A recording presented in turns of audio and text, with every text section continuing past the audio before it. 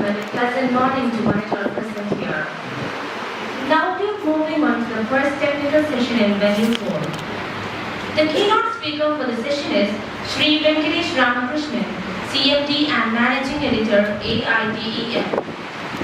Now I would like to invite Ms. Nasharia K, the Head of the Department, Mass Communication and Journalism, for chairing the session.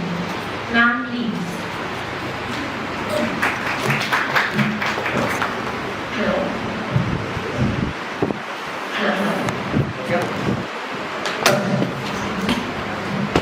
Good morning, everyone.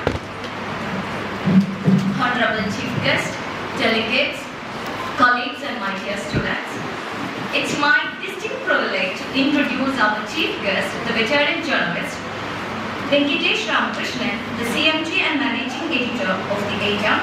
He's a political journalist with a remarkable career spanning decades in print, broadcast and electronic media in various regional, national and international journalism forums. He has been professionally associated with a number of prominent media institutions such as the Friendly, the Hindu, Telegraph, BBC, Deshabhimani, India Vision and so on. He specializes in political analysis include the study of the Lok Sabha and Assembly election for the past 25 years and also track sociological trends in rural India. മാധ്യമങ്ങളെ ഒരു social responsibility ആയിട്ടാണ് consider ചെയ്യുന്നത്.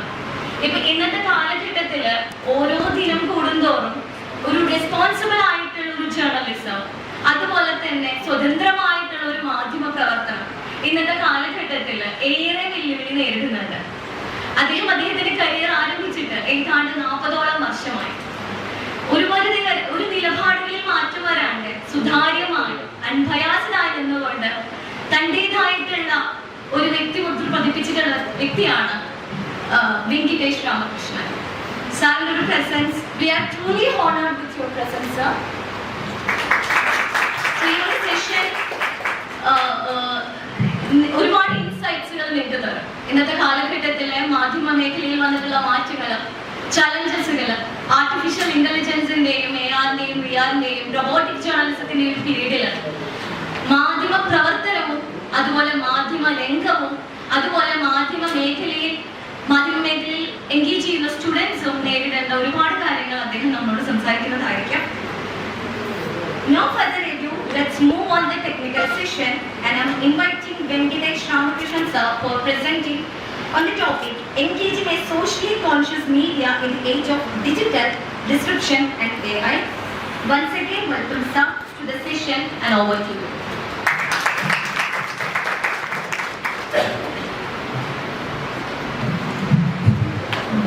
Thank you, Nashriya. I think I will follow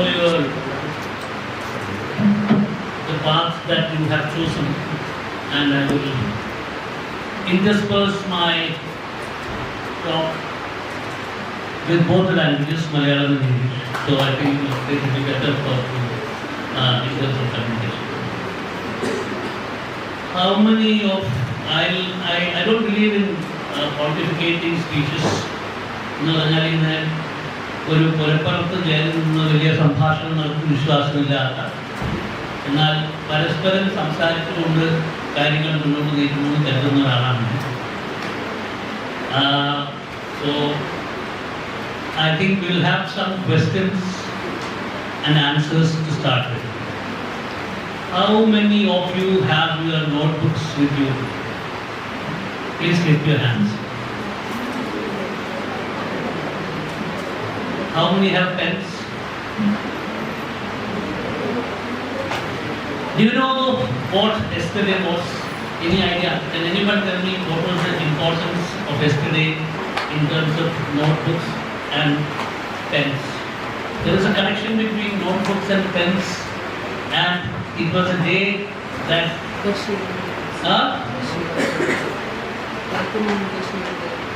can't hear you, louder. Muhammad Bashirinde. Bashirinde. അത് ഒരു ഫാക്ടറാണ്. ഇന്നലെ national hand writing day എന്ന് പറഞ്ഞിട്ടൊരു ദിവസമാണ്. അറിയാമല്ലോ. And friendship day, parents day, mother's day ഒക്കെ പറയുന്നത്. അപ്പോൾ നമ്മൾ ഈ പഠിക്കുന്ന ആൾക്കാർ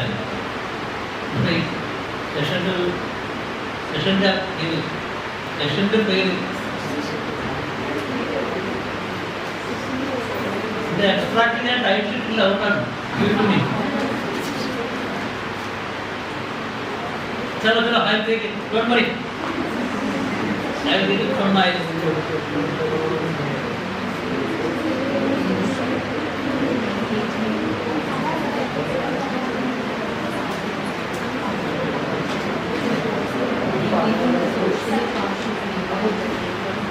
Yeah, engaging the socially conscious media in the age of digital disruption and AI. So that, yeah. So that is the topic that we are addressing today. So it is a topic which has no connection with pen and paper, right? Clear? Artificial intelligence എന്ന് പറയുമ്പോൾ digital disruption എന്ന് പറയുമ്പോൾ ഒന്നും കടലാസും തേടിയുമായിട്ട് യാതൊരു. And most people these days prefer to make their presentations through slides. How many of you know how to make slides?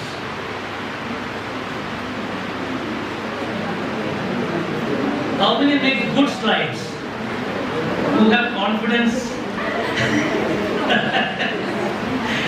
Okay, so that is, I don't know, I don't make slides, and whenever I have been forced to make slides, I have been forced to take the help of my daughter who is in her mid-20s. Okay. എൻ്റെ 25 വയസ്സിൽ കൂടുതൽ പ്രായമുള്ള മകളുടെ സഹായത്തോട് മാത്രമേ എനിക്ക് slides ഉണ്ടാക്കാൻ പറ്റൂ. അപ്പോൾ ഞാൻ സ്ലൈഡ്സ് ഉണ്ടാക്കാൻ അറിയാതെ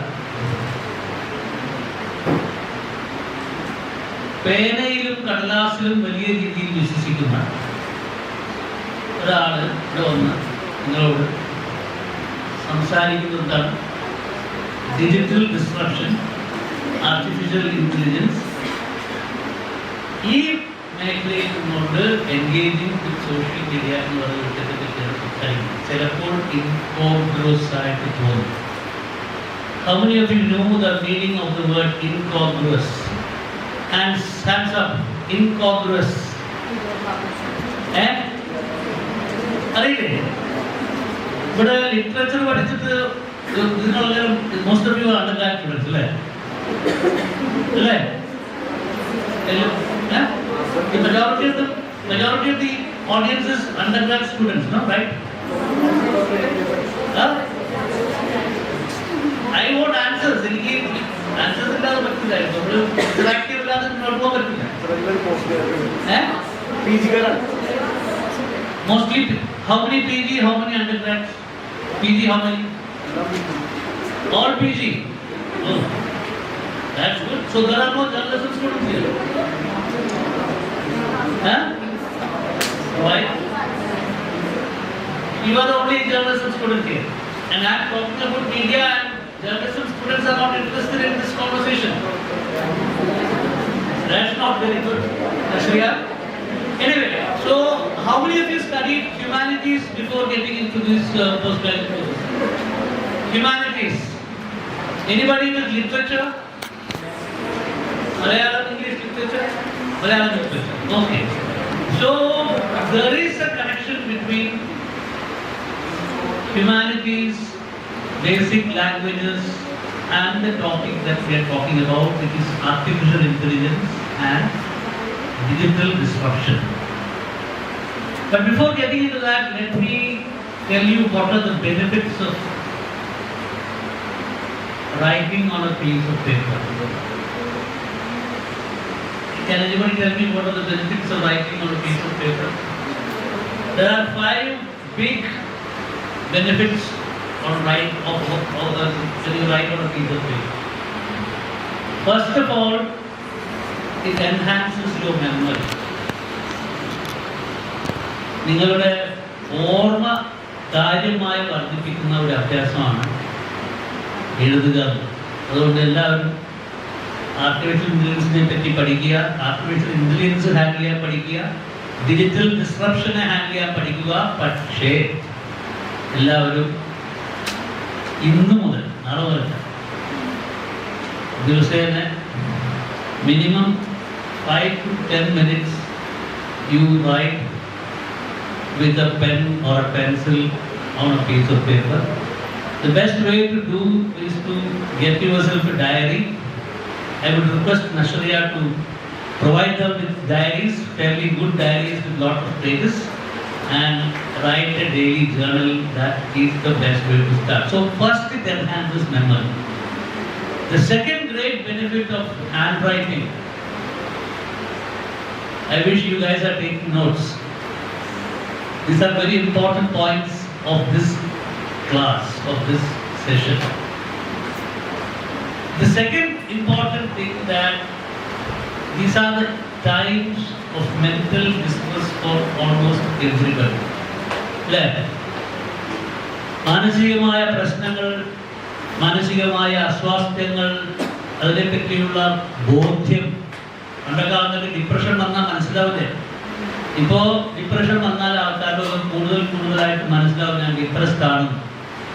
അത്തരം ബോധ്യങ്ങൾ വർദ്ധിച്ചു കൊണ്ടിരിക്കുന്ന ഒരു കാലത്ത് നമ്മൾ ജീവിക്കുമ്പോൾ what handwriting does? Handwriting relaxes. Try that.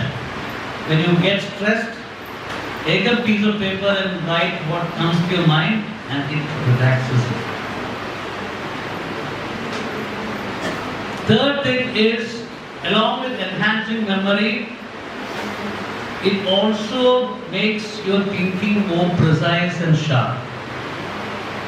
So, while we are, of course, discussing the concept of engaging a socially conscious media in the age of digital disruption and artificial intelligence, I suggest that we go back to something that we have been doing for centuries, that humankind has been doing for centuries, that is writing on a paper.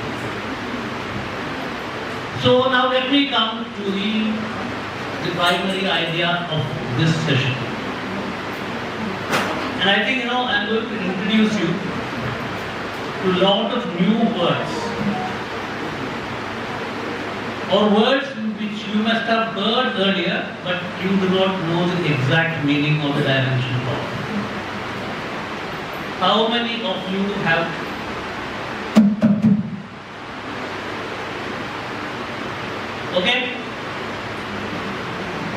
How many of you have heard the word digital disruption? എത്ര ആള് digital disruption എന്ന് പറയുന്ന ഒരു വാക്കല്ല phrase നേരത്തെ കേട്ടിട്ടുണ്ട്? ആരും കേട്ടിട്ടില്ല? ഒരാളും കേട്ടിട്ടില്ലേ? That's very strange. ലോകത്തെ നിയന്ത്രിക്കുന്ന ഒരു വാക്കാണ് ഇപ്പോഴത്തെ കാലത്ത്. ഇതിന്റെ ഈ ടൈറ്റിൽ എനിക്ക് വന്ന സമയത്ത് ഒരു ചെറിയ തെറ്റ് ഞാൻ കാണുകയുണ്ടായിരുന്നു. ഭാഷാപരമായ ഒരു തെറ്റ് വന്നത് ഡിജിറ്റലിന് ശേഷം ഒരു കോമൺ ഉണ്ടായിരുന്നു. അത് തെറ്റാണ്. ഡിജിറ്റൽ ഡിസ്റപ്ഷൻ ഒരു സിംഗിൾ ഫ്രേസ് ആണ്. കാരണം it is A single phrase. So I will give you a very small example of what digital disruption is and what it means to people like us. What it means to the common people. അതിൻ്റെ ഒരു ചെറിയ ഒരു example ഞാൻ നിങ്ങൾക്ക് തരാം. അത് it is A kind of journey through It's a kind of journey through the history of devices that we use. The history of devices that we use to communicate. I'm sorry that I don't have any media students here, only one media student here. But anyway, media impacts the lives of everybody. So it would be good for you to know about these things.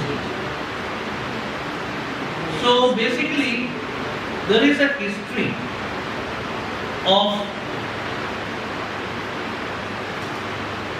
the kind of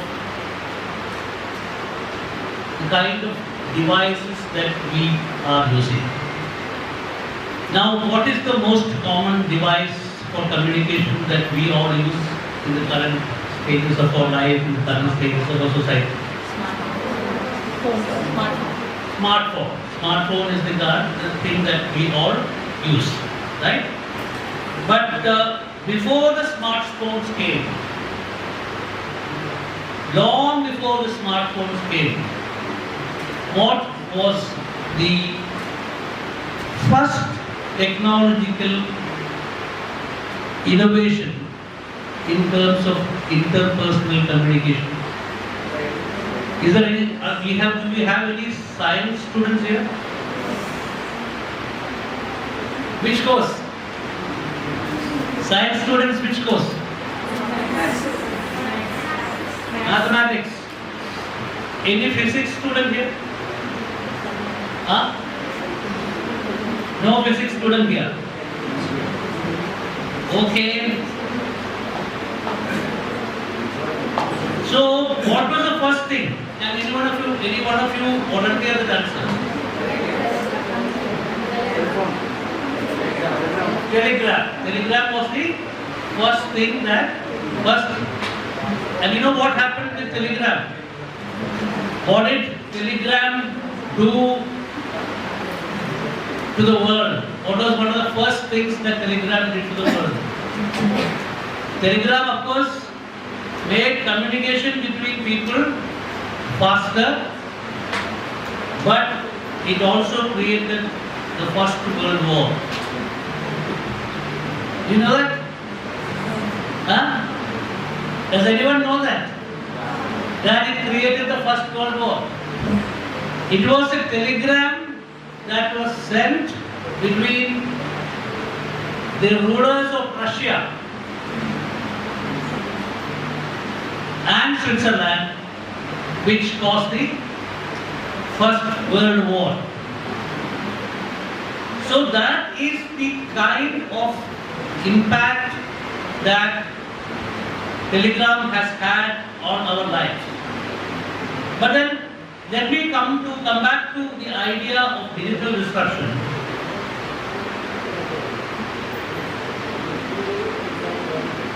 I will just talk to you about the kind of time that various instruments took to reach a particular quantum of people. So telegram took very many years. Actually, telegram took about 15 years to reach a quantum of 10 million people. What is 10 million? 10 million is 100 lakhs. ഒരു കോടി ഒരു കോടി ആൾക്കാരിടത്തേക്ക് Telegram എത്താൻ എടുത്തത് ഏതാണ്ട് 15 വർഷമാണ്. പക്ഷേ അത് കഴിഞ്ഞിട്ട് റേഡിയോ എന്ന് പറയുന്ന ഒരു സാധനം വന്നു. റേഡിയോ എന്ന് പറയുന്ന സാധനം വന്ന സമയത്ത് അത് ഇത്രയും സമയം എടുത്തില്ല. അത് ഇതിനേക്കാൾ കുറഞ്ഞ സമയത്തിൽ അത് റേഡിയോ എന്ന് പറയുന്ന instrument it reached more number of people in a lesser period of time. This was a study which was conducted by BBC in 2012. 2012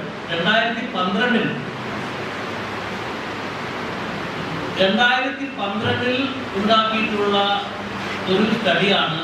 ആ സ്റ്റഡിയിൽ പറഞ്ഞത് ഈ വ്യത്യസ്തമായിട്ടുള്ള മാധ്യമങ്ങൾ, അതായത് എത്ര സമയം കൊണ്ടാണ് ഈ ഓരോ മാധ്യമവും ഈ പറഞ്ഞ quantum of people, particular quantum of പീപ്പിളിലേക്ക് എത്തിയത് എന്നതിൻ്റെ ഒരു കണക്കാണ്. ഇത് BBC-യുടെ ഒരു സാധനമാണ്, BBC-യുടെ സ്റ്റഡിയാണ്. Just come to it, just taking some time to locate it. Just hold on for a minute.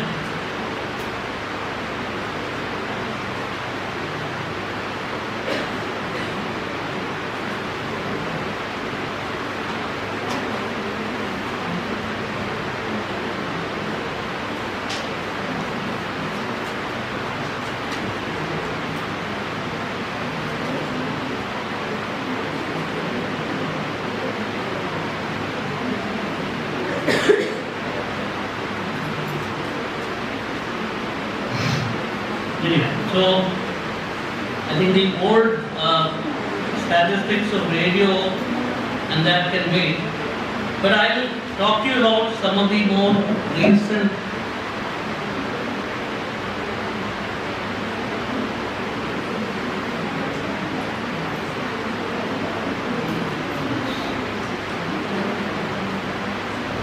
Yes, so radio, I told you that today Telegram took 15 years to reach 1 million people.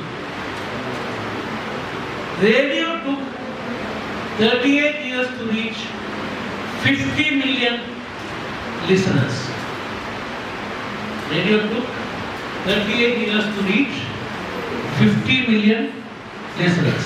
50 million is 5 vote.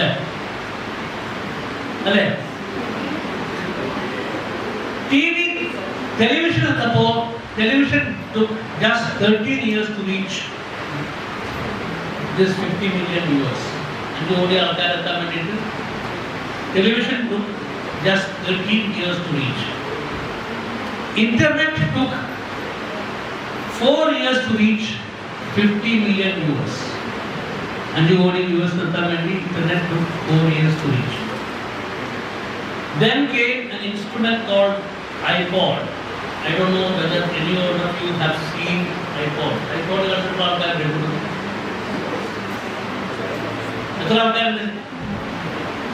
What was iPod used for?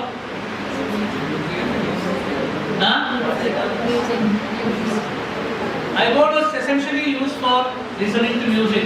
Basically, long before your digital phones came, iPod was very fashionable to have an iPod. Then came Facebook. Facebook took just 9 months to reach 100 million viewers.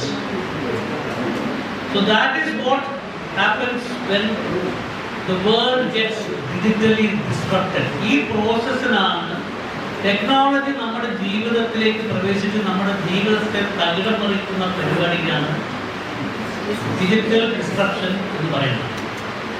So Facebook took 9 months to reach 100 million users. That is 10 crore people. Then comes the apps in this iPhone. iPhone and Google developed apps almost simultaneously. So when iPhone apps came out, it took just 9 months to reach 1 billion users. Not 100 million, but 1 billion users. What is 1 billion in Indian terms? Lakshmi? 1 billion is there? 100 കോടി. 100 കോടി ആൾക്കാരിലേക്ക് എത്താൻ വേണ്ടിയിട്ട് iPhone apps എടുത്ത സമയം 9 മാസം. Now of course we are entered the era of artificial intelligence. All of us know about ChatGPT. How many of you use ChatGPT? That's not a very good number. That's less than 50% use ChatGPT. अब इपोഴും കൈയെടുത്ത് വിശ്വാസമുള്ള ആൾക്കാരെ കൂട്ടത്തിൽ കിട്ടുന്ന അർത്ഥം അല്ലേ? ഞാൻ ChatGPT use ചെയ്യാറുണ്ട്, കൈയെടുത്ത് ഉപയോഗിക്കാറ്. ഞാൻ ദിവസം ഒരു 15-20 മിനിറ്റെങ്കിലും എഴുതുന്ന ഒരാളാണ് എല്ലാ ദിവസവും. രാവിലെ എണീറ്റ് ഞാൻ ആദ്യം ചെയ്യുന്ന ഒരു പണി അതായിരിക്കും. എനിക്ക് രാത്രി കിടക്കുന്നതിന് ചെയ്യുന്ന പണി അതാണ്. ഇത് വളരെ അത്യാവശ്യമാണ്. ഇപ്പോൾ ChatGPT reached 100 million. I need attention. Sorry. ChatGPT took just 40 days, not 9 months. 40 days to reach 100 million users with ChatGPT. 100 million daily users. So that is the scale of. And you know what is the fastest application to reach 100 million users? Any idea? The fastest application to reach 100 million users was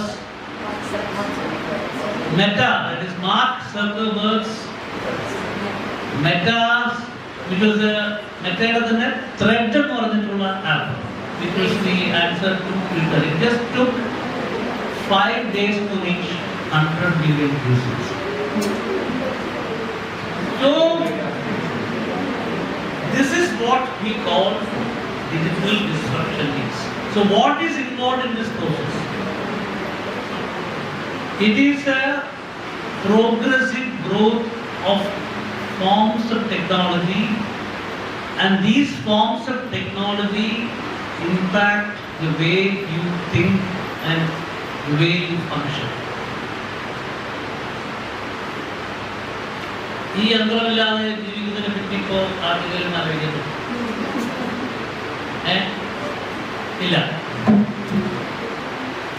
ഞാൻ തന്നെ ഒരു 25 വർഷം മുമ്പാണ് ഇതുപോലെ ഒരു വിഷയത്തെ പറ്റി സംസാരിക്കുന്നെങ്കിൽ എൻ്റെ നോട്ട്സ് വലിയ നോട്ട് ബുക്കുകളായിരുന്നു. ഇപ്പൊ എൻ്റെ നോട്ട്സ് മുഴുവൻ ഇതിലാണ്. അപ്പോ ഈ ഡിജിറ്റൽ ഡിസ്റപ്ഷൻ എന്ന് പറയുന്ന ഈ പ്രോസസ്സ് ലോകത്തുണ്ടാവുകയും, അപ്പൊ ലോകത്തെല്ലാ ടെക്നോളജിയും അതിന്റെ യഥാർത്ഥമായ മൂർത്ത രൂപത്തിലേക്ക് വരുന്നതിനുണ്ട്, പ്രാക്ടിക്കലായിട്ട് അത് ഉപയോഗിക്കുന്നതിനുണ്ട്. അതുമായി ബന്ധപ്പെട്ട വാക്കുകൾ സാഹിത്യത്തിന്റെ തലത്തിൽ അല്ലെങ്കിൽ കൈയെഴുത്ത് പ്രാക്ടീസ് ചെയ്ത ആൾക്കാരുടെ ബുദ്ധിയുടെ തലത്തിൽ അവരിതിൻ്റെ വാക്കുകൾ നേരത്തെ ഉണ്ടാക്കി. That goes for digital disruption also. The word digital disruption, though it is become very prevalent now, and I'm actually surprised that none of you had heard about it earlier.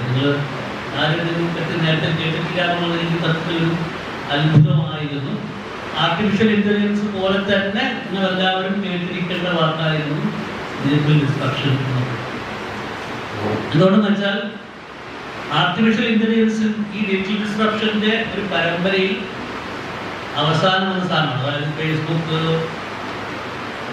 IPhone apps, Google apps, Instagram, ഇതിൻ്റെ ഒക്കെ അവസാനം വന്നിട്ടുള്ള സാധനമാണ് artificial intelligence. നമ്മളെപ്പോഴും നമ്മുടെ learning ഗ്രോത്തിൽ സംഭവിക്കുന്നത് എന്താ വെച്ചാൽ പലപ്പോഴും നമുക്കിങ്ങനെ മിസ്സിംഗ് ലിങ്ക്സ് ഉണ്ടാവും, നമ്മളെല്ലാം വിട്ടു.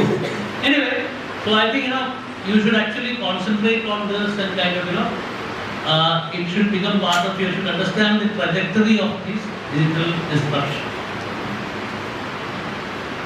So what does digital disruption do to your everyday lives? I've told you one thing, that you cannot live without this technology.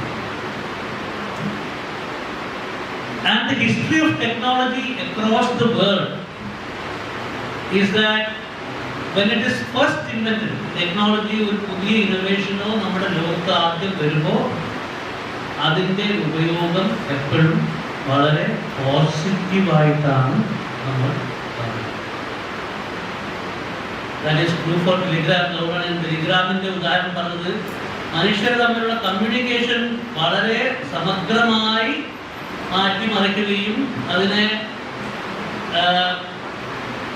കൂടുതൽ എളുപ്പമുള്ള സാധനമാക്കുകയും ചെയ്തുവെങ്കിലും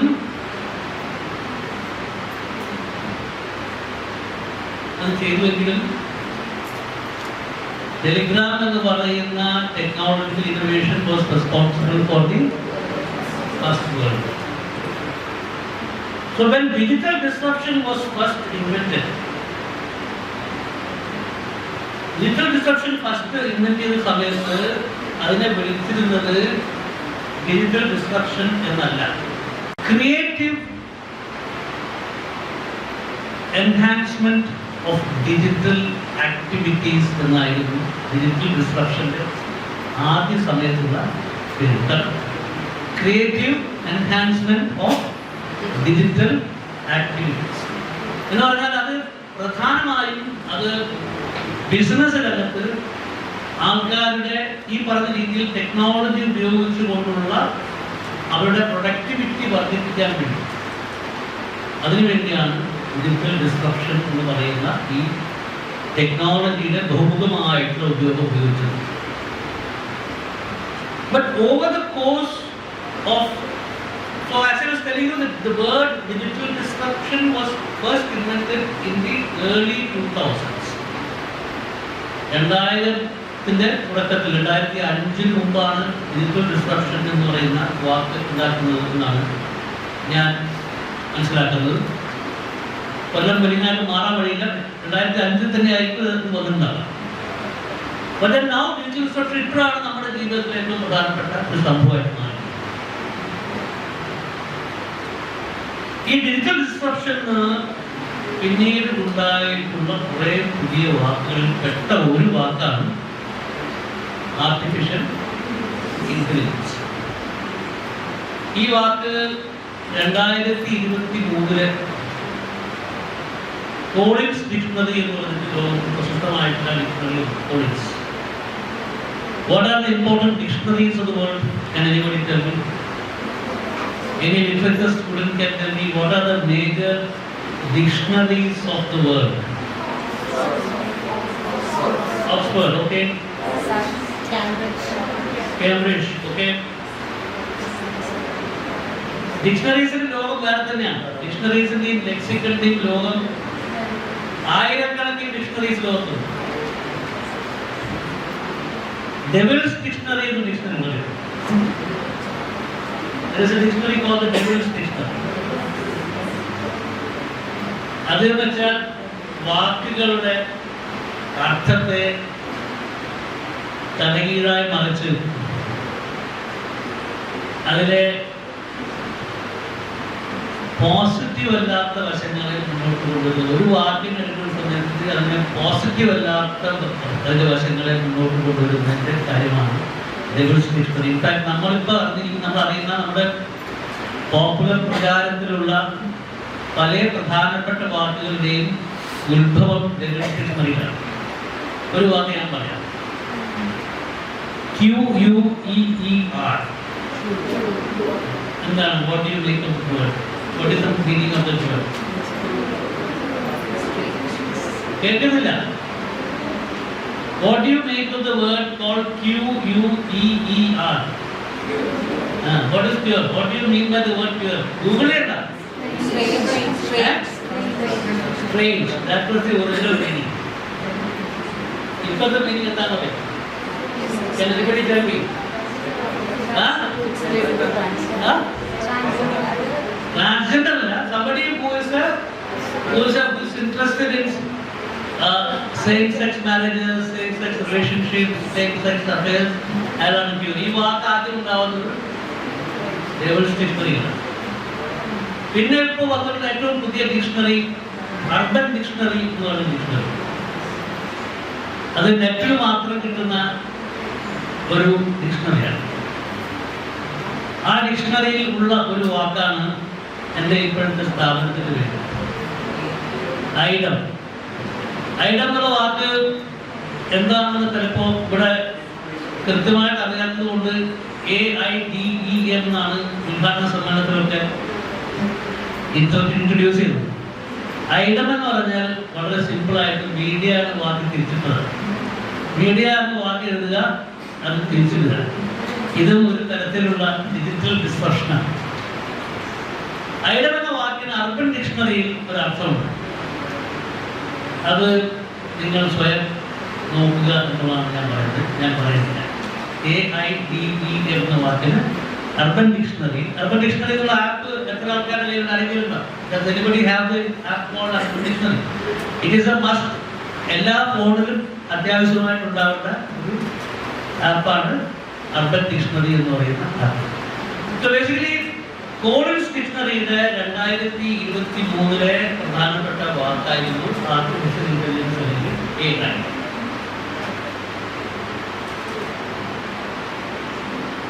2022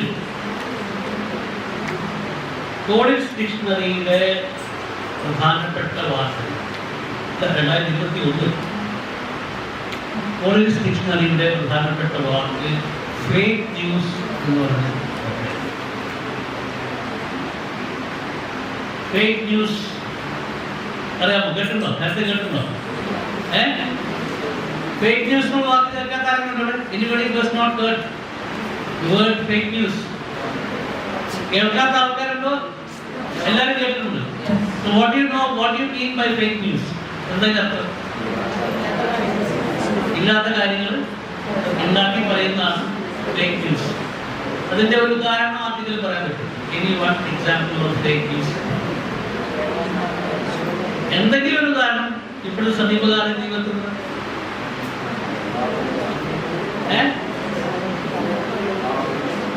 ബാബറി മസ്ജിദ് ഡെമോളിഷ് ചെയ്തത് ഫേക്ക് ന്യൂസ് ആണ്. രാമക്ഷേത്രം ഉണ്ടായിരുന്നു എന്നുള്ള പ്രചാരണം ഫേക്ക് ന്യൂസ് ആണ്. That is a very good example of fake news actually. But നമ്മുടെ കോൺടെമ്പററി ലൈഫ് നമ്മൾ 12ാം നൂറ്റാണ്ടിൽ നടന്നിട്ടുള്ള കാര്യത്തെ പറ്റി നമ്മൾ പറയണ്ട. 16ാം നൂറ്റാണ്ട് എന്തുകൊണ്ടാണ് രാമക്ഷേത്രം ഡിമോളിഷ് ചെയ്തത് ഫേക്ക് ന്യൂസ് ആണെന്ന് പറയുന്നത്? Any idea why it is being said that രാമക്ഷേത്രം ഡിമോളിഷ് ചെയ്തിട്ടാണ് ബാബരി മസ്ജിദ് ഉണ്ടാക്കിയെന്ന് പറയുന്നത് ഫേക്ക് ന്യൂസ് ആണെന്ന് പറയാനുള്ള കാരണം? Can any one of you tell me? Anyone has studied enough history to look at that? Yeah. See, why it is being called fake news is because of one simple fact. See, there was a temple that existed in the spot where Babri Masjid existed or nearabouts till the 12th century. 12ാം നൂറ്റാണ്ട് വരെ അവിടെ ഒരു ഹിന്ദു കെട്ടിടം ഉണ്ടായിരുന്നു എന്നതിന് 12ാം നൂറ്റാണ്ട് വരെ അവിടെ ഉണ്ടായിരുന്നു എന്നൊരു തെളിവുണ്ടായിരുന്നു. പക്ഷേ പിന്നീടുള്ള 4 നൂറ്റാണ്ടുകളിൽ അങ്ങനെ ഒരു സ്ട്രക്ചർ അവിടെ ഉണ്ട് എന്നതിൻ്റെ യാതൊരു തെളിവും ഒരു രേഖകളിലും ഉണ്ടായിട്ടില്ല. അപ്പൊ അങ്ങനെ രേഖകളിൽ കാണാതെ ഒരു സാധനത്തെയാണ് അവിടെ ഉണ്ടായിരുന്നു എന്ന് പറഞ്ഞിരുന്നു, അത് പൊളിച്ചു എന്ന് പറഞ്ഞിട്ട് ഒരു വ്യക്തത. But you have more concrete stories of fake news that is happening on a day-to-day basis, and there are organizations which are exposing. One of the organizations which have consistently exposed fake news is a portal called Alt News. അത് ഒരു crowd funded ആയിട്ടുള്ള ഒരു സാധനമാണ്. അതും digital ഡിസ്ട്രപ്ഷന്റെ ഭാഗമായിട്ട് നമ്മൾ പറയുന്ന ഈ സോഷ്യലി കോൺഷ്യസ് എൻഗേജ്മെന്റ്. ഞാൻ ആക്ച്വലി ഒരു ക്വാണ്ടം ലീപ്പ് എടുത്തു. ഞാൻ സ്ട്രക്ചേർഡ് ആയിട്ടല്ല വന്നത്, ചെറിയൊരു ചാർട്ടർ നടത്തിപ്പോയി. ക്വാണ്ടം ലീപ്പ് എത്ര ആൾക്കാർക്ക് അറിയാം? ഫിസിക്സ് പഠിച്ച ആരെങ്കിലും, മാത്സ് പഠിച്ച ആൾക്കാർക്ക് അറിയണ്ടേ? What is quantum leap? Maths you also learn physics, right?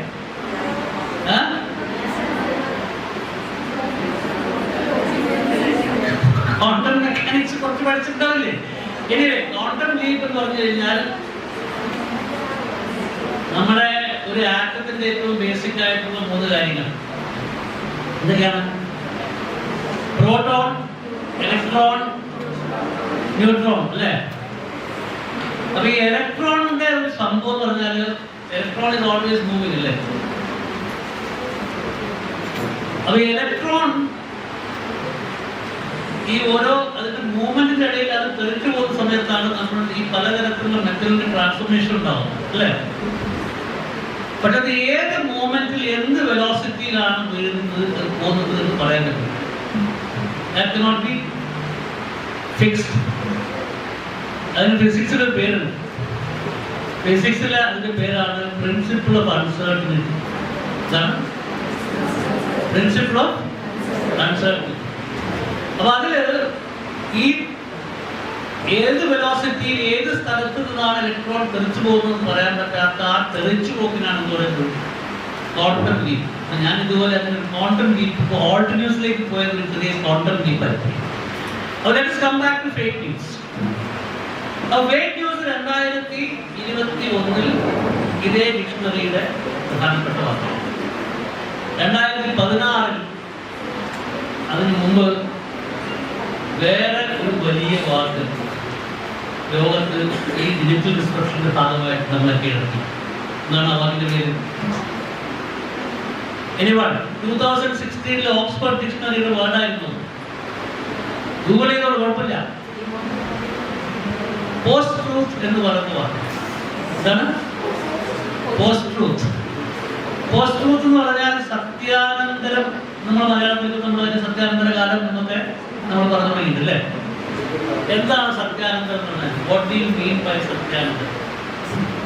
സത്യത്തിന് അനന്തരമായ എന്തെങ്കിലും ഉണ്ടോ? Why is it called post-truth? What are the characteristics of post-truth? Any idea? അറിയാമല്ലോ. ഇതൊക്കെ ഡിജിറ്റൽ ഡിസ്ട്രപ്ഷന്റെ ഭാഗമായിട്ടുണ്ടായിട്ടുള്ള വാക്കുകളാണ്. പോസ്റ്റ് ട്രൂത്ത് എന്ന് പറഞ്ഞു കഴിഞ്ഞാൽ നമ്മൾ സത്യം എന്ന് പറയുന്ന ഒരു സാധനം ഉണ്ടെന്ന് നമ്മൾ കരുതുന്നത്. സത്യം എന്ന് പറയുന്ന ഒരു സാധനം മാധ്യമ പ്രവർത്തനത്തിന്റെ ഒക്കെ ഏറ്റവും പ്രധാനപ്പെട്ട ആധാരശിലയാണെന്ന് വിശ്വസിച്ചൊരു കാലത്താണ് ഞാൻ ഈ പണി തുടങ്ങിയത്. ഇപ്പൊ അങ്ങനെയല്ല. ഇപ്പോഴെന്താന്ന് പറഞ്ഞു കഴിഞ്ഞാൽ you can actually create your own subjective ആയിട്ടുള്ള ട്രൂത്ത്സ്. നമ്മുടെ ആത്മനിഷ്ഠമായിട്ട് നമുക്ക് ഒരു സത്യം നമുക്ക് ഉണ്ടാക്കാൻ പറ്റും. സാധാരണ ഇതിൽ പറയാൻ സത്യത്തിന് വസ്തുനിഷ്ഠമായിട്ടുള്ള പാരാമീറ്റേഴ്സ് ഉണ്ടാവണ്ട. സത്യത്തിന് truth should have objective parameters. എങ്ങനെയാണ് നമ്മൾ ഒബ്ജക്റ്റീവ് പാരാമീറ്റേഴ്സ് എന്ന് പറയാം? ഉദാഹരണത്തിന് എന്നെ നിങ്ങൾ കാണുന്നു അല്ലേ? 5 അടി 8.5 ഇഞ്ച് വരെ അതൊരു ഒബ്ജക്റ്റീവ് ഫാക്ടർ അല്ലേ? 66 കിലോ വെയിറ്റ്, കണ്ണിന് കാഴ്ച ശക്തി കുറവാണ് കണ്ടെടുത്തിട്ടുണ്ട്. കേരളത്തിൽ ജീവിക്കുമ്പോൾ കൊണ്ടെടുക്കാൻ ഇഷ്ടമാണത് കൊണ്ടെടുത്തതാണ്. ഇതാണ് എൻ്റെ ഒരു ഒബ്ജക്റ്റീവ് റിയാലിറ്റി. പക്ഷെ നിങ്ങൾ ഒരാൾ സങ്കല്പിക്കുന്നു, അല്ലെങ്കിൽ നിങ്ങൾ 2-3 മാധ്യമ പ്രവർത്തകർ സങ്കല്പിക്കുന്നു, ഇയാളുടെ ഇമേജ് ഇയാളുടെ 6 അടി.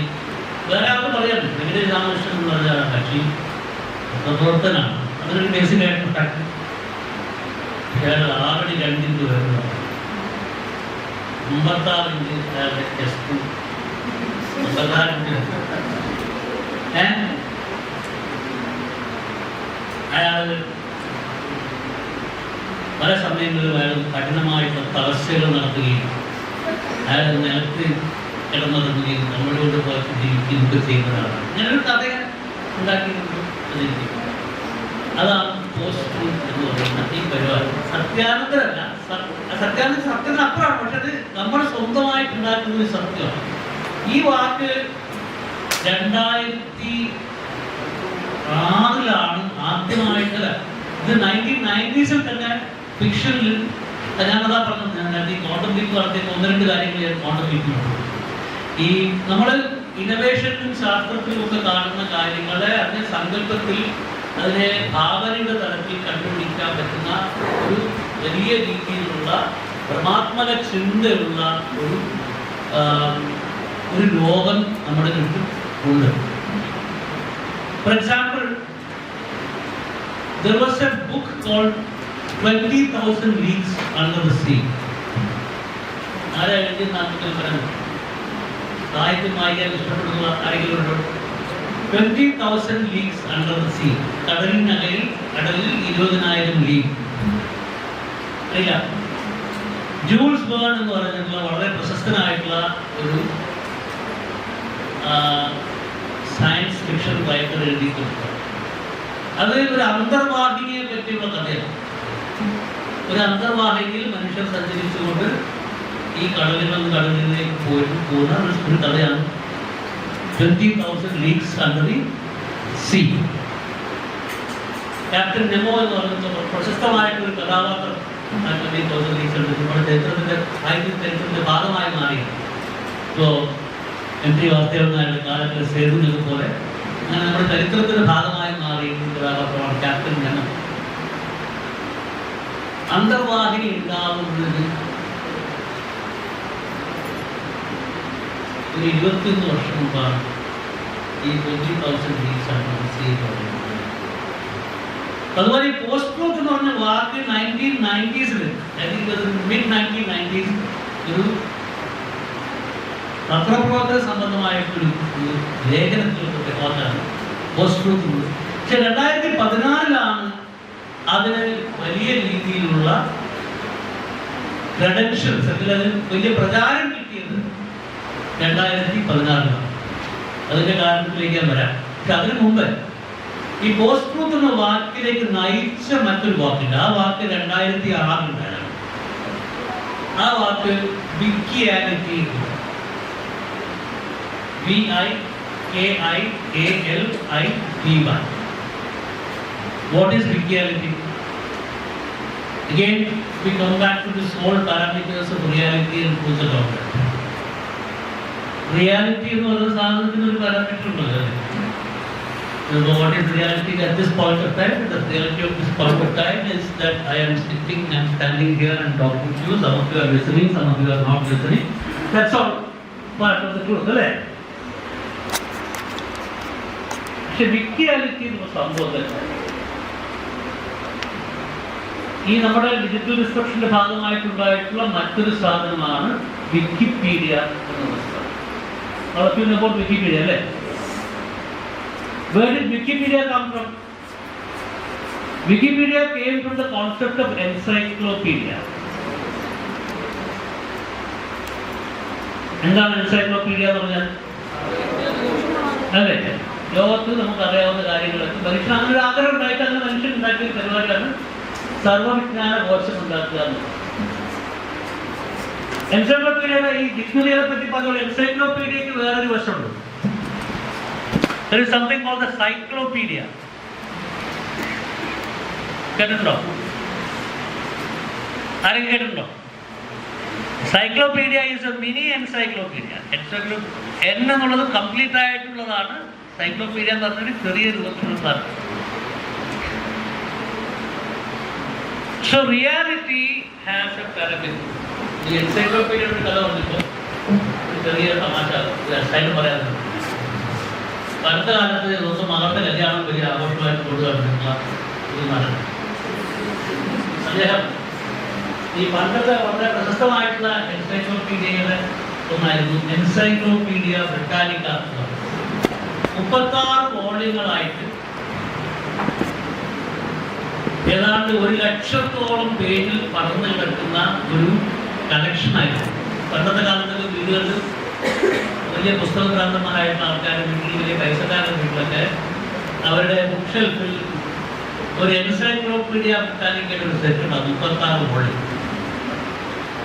അപ്പൊ നമ്മുടെ ഈ നടൻ അദ്ദേഹം എൻസൈക്ലോപീഡിയ ബ്രിട്ടാനിക്കയുടെ ഒരു സെറ്റ് 1999 അദ്ദേഹം സിനിമയിൽ പച്ച പിടിച്ചിരുന്ന കാലത്ത് അദ്ദേഹം വാങ്ങുകയും ഇപ്പോൾ വളരെ പ്രശസ്തനായിട്ടുള്ള സംവിധായകനും തിരക്കഥാകൃത്തുമായിട്ടൊക്കെ മാറിയിട്ടുള്ള ഒരു മനുഷ്യനെ, അയാൾ പഴയ college പ്രൊഫസറായിരുന്നു.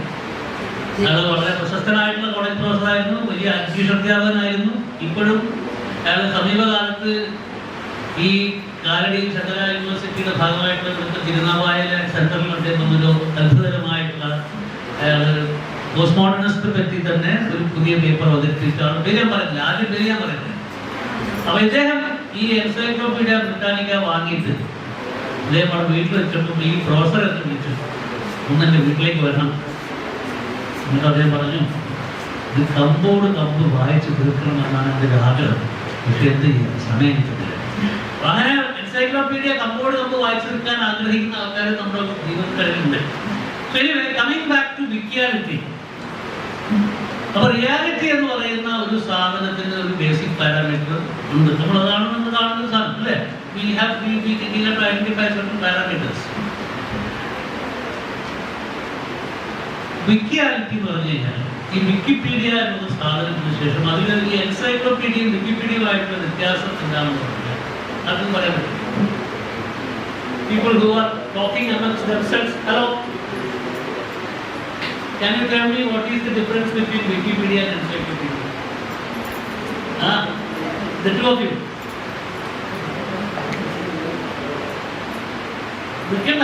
I don't like standing. Varnali. Encyclopedia? കേൾക്കുന്നില്ല. Anyway, anybody who can have the voice, what is the difference between encyclopedia and Wikipedia?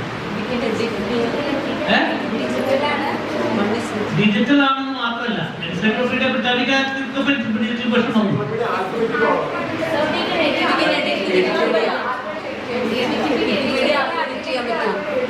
That is it. Wikipedia is user generated encyclopedia. Encyclopedia എന്ന് പറയുമ്പോൾ അതിലൊരു set of people ഉണ്ടാവും. മലയാളത്തിലെ ഏറ്റവും പ്രശസ്തമായിട്ടുള്ള സർവ്വവിജ്ഞാന കോശം ഉണ്ടാക്കിയ അതിന്റെ ജനറൽ എഡിറ്ററുടെ പേര് ആർക്കും പറയാൻ പറ്റും? പ്രിൻസിപ്പൾ തന്നെ. അയാളുടെ പേരാണ് വെള്ളായണി അർജുനൻ. എന്താണ്? വെള്ളായണി അർജുനൻ എന്നുള്ള കക്ഷിയാണ് മലയാളത്തിലെ സർവ്വവിജ്ഞാന കോശത്തിന്റെ എഡിറ്റർ ആയിരുന്നാണ്. അതിനെപ്പറ്റി ഒരു തമാശ ഉണ്ട്.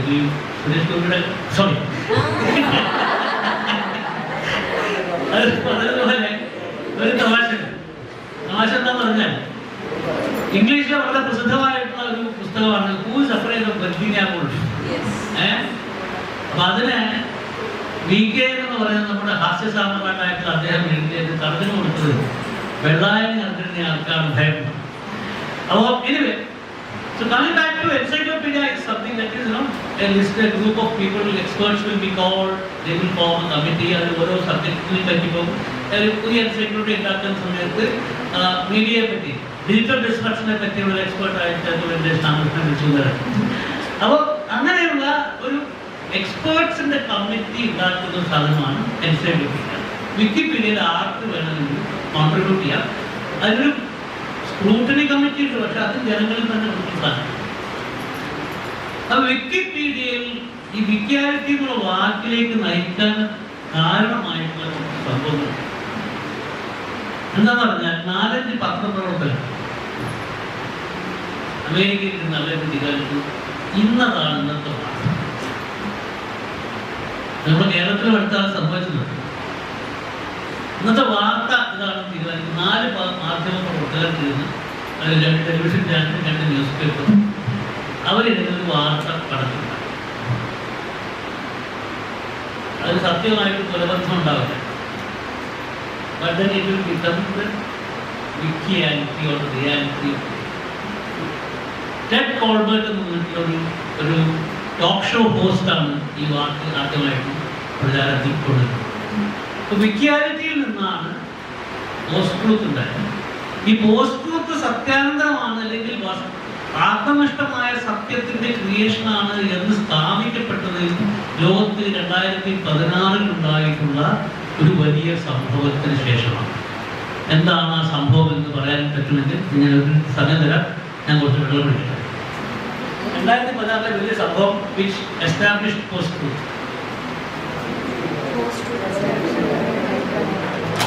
Which established post truth. കേൾക്കുന്നില്ല, ഉറക്കെ പറയും. ഒന്നുമില്ല എന്തോ പറഞ്ഞല്ലോ. 2016 ഉണ്ടായിരുന്ന ലോകം കീഴ്മേൽ മറിച്ച സംഭവം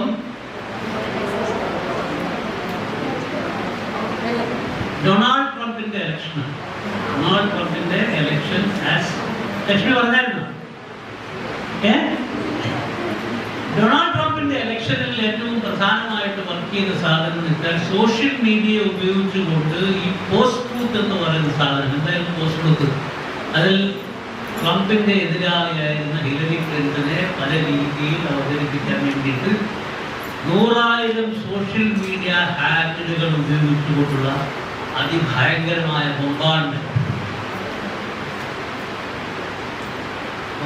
എന്ന് പറഞ്ഞാൽ നമുക്ക് വിശ്വസിക്കാൻ പറ്റുന്നതാണ്. ഞാൻ ലക്ഷ്മിയോട് കൂടെ ചോദിച്ചിരുന്നു, ഞാനിവിടെ വരുന്നതിന് മുമ്പേ, ഈ നിങ്ങളുടെ കോളേജിൽ വല്ല യൂട്യൂബേഴ്സ് ഉണ്ടോ, ബ്ലോഗേഴ്സ് ഉണ്ടോ? പണ്ടുണ്ടായാലും ഒപ്പില്ലാതെ വായിക്കൂ. ആരെങ്കിലും ഉണ്ടോ കൂടെ യൂട്യൂബ് അല്ലെങ്കിൽ ബ്ലോഗിംഗ് ഒക്കെ ചെയ്യുന്ന ആൾക്കാർ ആരെങ്കിലും ഉണ്ടോ? ഇതിനെപ്പറ്റി കേളില്ലേ? Anyway, I think that is something. I'll tell you one small example why you should get on. If you have some understanding of technology, if you can handle a computer, if you can do something on YouTube, if you have some sense of some technological thing, നിങ്ങളെല്ലാവരും ഈ സാധനം മുന്നോട്ട് കൊണ്ടുപോകാൻ വേണ്ടി പഠിക്കേണ്ടതിൻ്റെ ആവശ്യം എന്ന് വെച്ചാൽ ട്രംപിന്റെ ഇലക്ഷൻ സമയത്ത്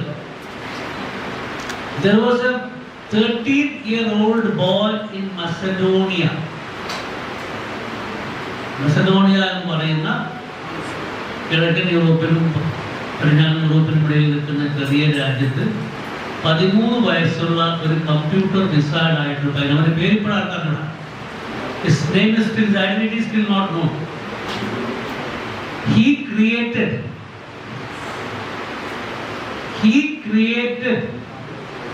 nearly 300,000 social media accounts by himself. ഏതാണ്ട് 3 ലക്ഷം സോഷ്യൽ മീഡിയ അക്കൗണ്ടുകൾ സ്വന്തമായിട്ട് ക്രിയേറ്റ് ചെയ്തിട്ട് അതുവഴി പണത്തിന് വേണ്ടിയുള്ള അതിഭയങ്കരമായ പ്രചാരണം, ഹിലരി ക്ലിന്റന് താഴോട്ട് തള്ളി നടക്കുന്ന ഭയങ്കരമായ പ്രചാരണം നടത്തി. And by all accounts, by all election അനാലിസിസിന്റെ ഒരു സ്റ്റഡിയിലേക്ക് വെച്ചിട്ട് അത് ആ ഇലക്ഷനെ മാറ്റി മറിച്ച് ഒരു പ്രധാനപ്പെട്ട ഫാക്ടറാണ്. You know how much money that boy made? How much money that boy made in a matter? ഈ സംഭവം ഓപ്പറേഷൻ മുഴുവൻ അയാൾ ചെയ്തത് കേവലം 92 ദിവസത്തിനുള്ള, അതായത് 3 മാസവും 2 ദിവസവും എടുത്തുകൊണ്ടിട്ടാണ് അയാൾ ഈ പരിപാടി ചെയ്തത്. It was a computer wizard. Of course, he knew how to handle computer, create social media, how to propagate stuff and all that. Any guesses on the kind of money that he made? He made $3 million. 13 വയസ്സുള്ള പയ്യൻ $3 million ആണ് ഉണ്ടാക്കിയത്. ഇപ്പോഴും ആ പൈസ കൃത്യമായിട്ട് handle ചെയ്യാനുള്ള പ്രായമായ ആയിട്ടില്ല. ആ സമയത്തില്ല, ഇപ്പൊ കഴിഞ്ഞു. So basically, this is the world of digital disruption that we are seeing across the world. അതുകൊണ്ട് ഈ ലോകത്തുള്ള എല്ലാ ടെക്നോളജിയും പോലെ തന്നെ ഡിജിറ്റൽ ഡിസ്ട്രപ്ഷനും ഇപ്പോൾ ചീത്ത പേര്. It is being used for bad purposes more than for good purposes. We also have examples of that. We have examples of that for various celebrities. ഒരേ സ്പെല്ലിംഗ് മിസ്റ്റേക്ക് ഉള്ള, I don't know whether you people have followed this. അങ്ങനെ നൂറുകണക്കിന് കേസുകളൊക്കെ വന്നിട്ടുണ്ട് ട്വിറ്ററിലും ഒക്കെ. സൈന നെഹ്വാൾ എന്ന് പറയുന്ന ബാഡ്മിന്റൺ പ്ലെയർ, വിരാട് കോഹ്ലി എന്ന് പറയുന്ന cricketer,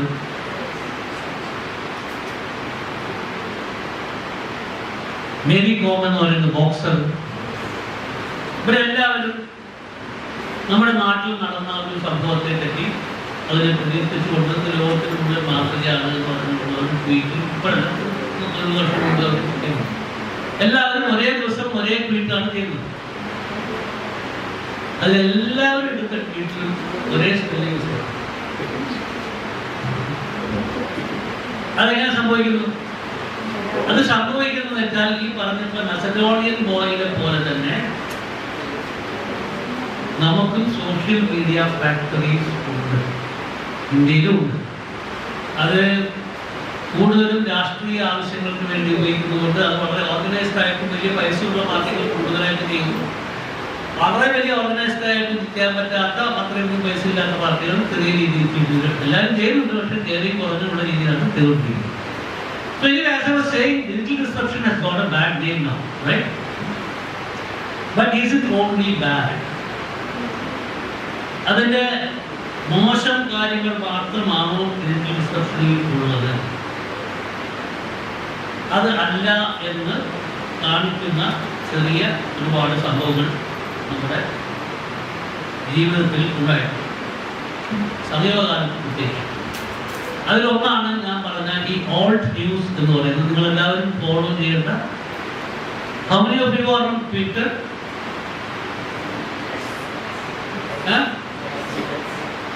Only a handful. How many on Facebook? How many on Instagram?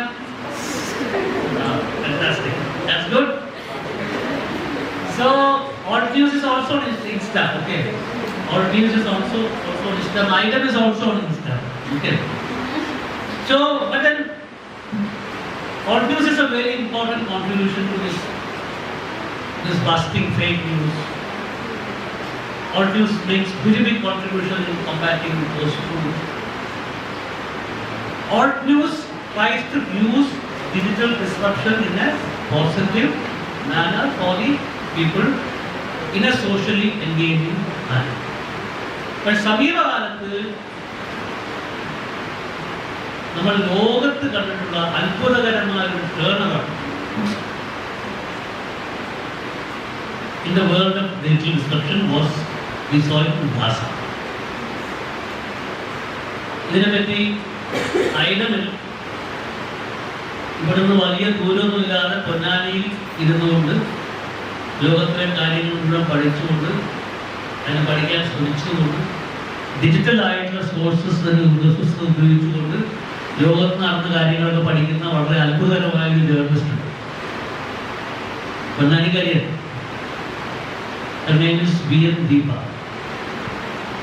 She was an Asian. She was the one who exposed the sexual shenanigans of a former minister of Kerala. And because of that, she was attacked at the Karipur airport. And there is a very ചരിത്രമുള്ള ഒരു പത്രപ്രവർത്തകയാണ് V.M. Deepa എന്ന് പറയുന്നത്. ദീപ അവർ ഐഡമിൽ എഴുതിയിട്ടുള്ള വളരെ seminal ആയിട്ടുള്ള ഒരു ആർട്ടിക്കിളാണ്. എന്താണ് seminal article എന്ന് പറഞ്ഞാൽ? സെമിനൽ എന്ന് പറഞ്ഞ അർത്ഥം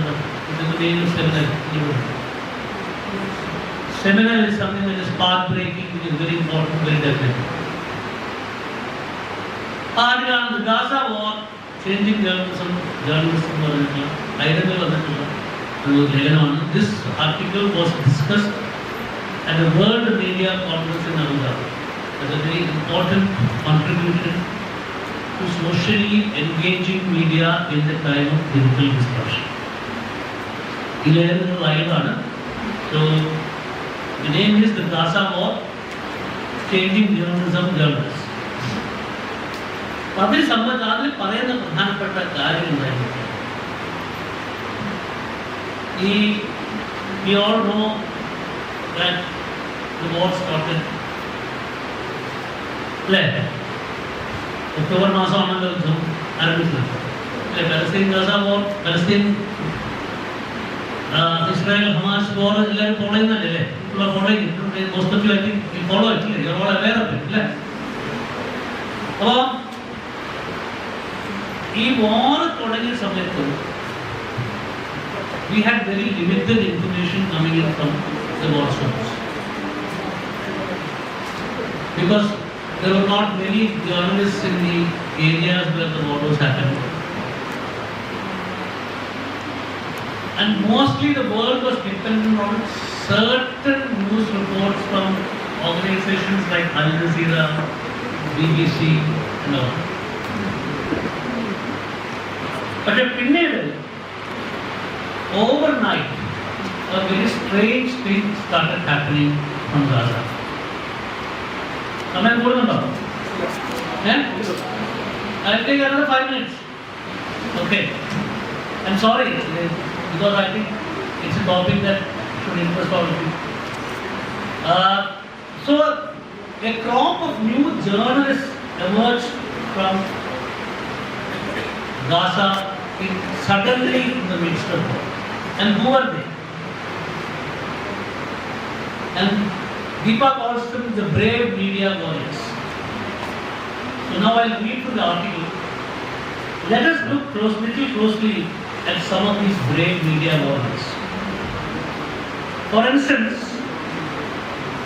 there is a 25-year-old Bisan Naula, who viewers used to see as a smiling girl at a woman's boxing facility in Gaza. Gaza ഒരു ബോക്സിംഗ് സെന്ററിൽ actually there's some problem you should let me know. No, I'll take just 5 minutes now. So this girl was 25-year-old girl was in the boxing facility and she was doing training videos on boxing. But overnight, this boxing coach video is an old story now. Nizam is now known as the journalist who broke down into tears by reporting that she was at the entrance of a hospital in Gaza just 2 seconds before a bomb fell and many people died. ഒരു ഹോസ്പിറ്റലിൽ bomb വീഴുന്നതിന് 2 second മുമ്പ് മാത്രം ഒരു വീഡിയോയിലൂടെ ഞാൻ ഇവിടെ ഉണ്ട് എന്ന് പറഞ്ഞിട്ട് 2 സെക്കൻഡ് മുമ്പ് ഞാൻ ഉണ്ടായിരുന്നു, ഇവിടെ ഇപ്പോൾ ബോംബ് വീണിരിക്കുന്നു, ഇവിടെ ഒരുപാട് ആൾക്കാർ മരിച്ചിരിക്കുന്നു എന്ന് റിപ്പോർട്ട് ചെയ്തിട്ടൊരു ജേർണലിസ്റ്റായിട്ടാണ് പറയുന്നത്. സമാനമായ രീതിയിൽ Muhammad Suwaitar, a comedian from Gaza, one of the founders of Kashmir, a comedy troupe in Gaza. Before the war, he had 600,000 Instagram followers. Now, Mohammed Suwair is reporting the war with 980,000 followers on Instagram. Ahmad Hijazi had become a social media star, capturing the culture and beauty of Gaza. So basically, conflict situations il manushan varuna samayathu മനുഷ്യൻ്റെ അകത്തു നിന്നുള്ള ഒരു positive energy അത് പുറത്തു വരും, especially among young people. അങ്ങനെ positive energy പുറത്തു വരുന്ന, ചെറുപ്പക്കാരുടെ പുറത്തു വരുന്ന ഒരു കാലം കേരളത്തിന് സമീപകാലത്തുണ്ടായിരുന്നു. എപ്പോഴാണ്? Can anybody tell me how the youth of Kerala kind of ചെറുപ്പക്കാരൊന്നിനും കൊള്ളില്ല എന്ന് പറഞ്ഞിട്ട് ആൾക്കാർക്കെല്ലാം അവരുടെ നാവ് തിരിച്ചെടുക്കേണ്ടി വന്ന, അല്ലെങ്കിൽ അവർ ചെറുപ്പക്കാരെ പറ്റി ഉണ്ടാക്കിയ ഫേക്ക് ന്യൂസും പോസ്റ്റ് ട്രൂത്തും പിൻവലിക്കേണ്ടി വന്ന ഒരു കാലമാണ് നമ്മുടെ വെള്ളപ്പൊക്കത്തിൽ. അപ്പോൾ അങ്ങനെ വലിയ ക്രൈസിസ് സിറ്റുവേഷനിലേക്ക് വരുമ്പോൾ മനുഷ്യൻ്റെ നന്മ തിരിച്ചു വരും. We can start using technology for more and more positive things. AI is also part of this digital disruption, which is now increasingly being used for bad things like deep fake. Deep fake, Rashmika മന്ദാനയുടെ video വന്നതിനെ പറ്റിയിട്ട് ഇന്നലെയാണ് അയാൾ arrest ചെയ്യപ്പെട്ടത്.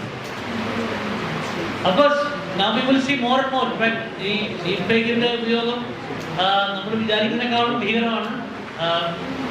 ഇതിൽ dark വെബിലേക്ക് പോവാൻ, dark web എന്ന് സാധനം എന്ന് പറയാമോ, ഡാർക്ക് വെബിലേക്ക് പോകുന്ന ആൾക്കാരാണെങ്കിൽ you will see more and more use of deep fake, and you will see very grotesque use of deep fake. So basically, but the point is, in crisis situations, the positive side, the goodness among people, especially young people, comes out, and 3 years to that. And with that, I end this, and let us look forward to positive digital disruption and good media, socially engaging media in the days to come. Thank you.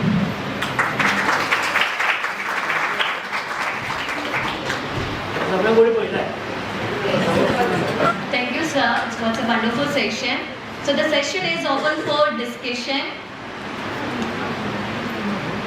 എനിക്ക് എന്തെങ്കിലും സാറിനോട് ചോദിക്കാനുണ്ടെങ്കിൽ ചോദിക്കാം, എന്തും ചോദിക്കാം regarding this topic. അദ്ദേഹം വളരെ പ്രശസ്തനായിട്ടുള്ള political journalist ആണ്. അതുമായി ബന്ധപ്പെട്ടുള്ള ചോദിക്കാൻ ഇല്ല, ഒരിക്കലും വിരോധമില്ല.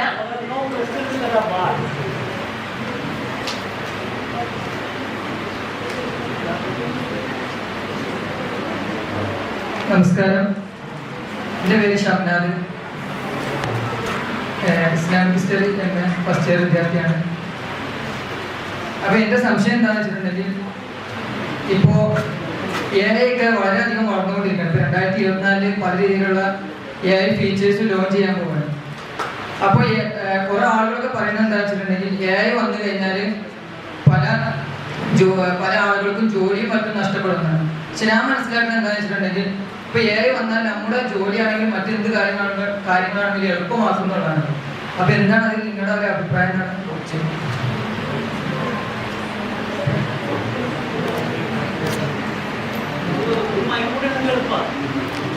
ടെക്നോളജിയുടെ കാലത്ത് ഒരു മൈക്രോട്ടാണ് ഉപയോഗിക്കുന്നത്. ഇത് രണ്ട് ശരിയാണ്. AI കൊണ്ട് പണി പോവും, AI കൊണ്ട് പണി എളുപ്പവും ചെയ്യും. പക്ഷേ in the long run it is going to be നമ്മുടെ തൊഴിലില്ലായ്മയെ വളരെ കൂടുതൽ വർദ്ധിപ്പിക്കുന്ന ഒരു സാധനമായിട്ടാണ് അത് മാറാൻ പോകുന്നത്. ഇപ്പോൾ തന്നെ അതിൻ്റെ ലക്ഷണങ്ങൾ ലോകത്ത് കണ്ടു തുടങ്ങി. ലോകത്തെ പ്രധാനപ്പെട്ട ടെക്നോളജി കമ്പനികളൊക്കെ അതിഭയങ്കരമായിട്ടുള്ള റിട്രീറ്റ്മെന്റ് നടന്നുകൊണ്ടിരിക്കുകയാണ് ഓരോ ദിവസവും. അതിൽ ഗൂഗിൾ, ആപ്പിളൊക്കെ പോയി. പത്രപ്രവർത്തനത്തിൻ്റെ തരത്തിലും പ്രശ്നങ്ങളുണ്ട്. ഇപ്പോൾ പണ്ട് റിസർച്ച് ചെയ്യാൻ വേണ്ടിയിട്ട് ഒരു റിസർച്ചറെ വയ്ക്കേണ്ട സ്ഥലത്ത് ഇന്നൊരു ബേസിക് റിസർച്ച് ChatGPT-യോട് ചോദിച്ചാൽ ChatGPT ഉണ്ടാക്കി തരും.